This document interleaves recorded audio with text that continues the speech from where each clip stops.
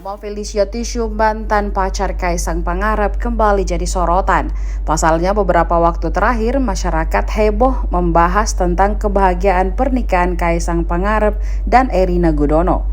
Seperti diketahui, hubungan asmara keduanya kandas diduga karena ada orang ketiga saat itu disebut bernama Nadia Arifta. Keduanya putus padahal sudah lama bersama dan keluarga Felicia mengaku sudah didatangi pihak Kaisang untuk membicarakan pernikahan. Felicia muncul ke publik dan menuntut permintaan maaf karena sudah di-ghosting sang anak presiden.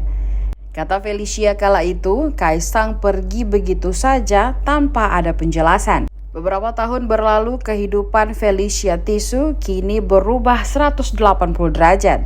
Dirinya disebut netizen makin cantik dan mempesona. Pantauan tribuntimur.com di akun media sosial Instagramnya, Felicia aktif kepada kegiatan keagamaan di gereja. Dia juga aktif bekerja dalam bidang pembimbingan tentang anak. Felicia Tisu juga aktif menerima endorsement dari sejumlah brand kenamaan. Felicia dari postingannya memajang produk yang diduga berbayar.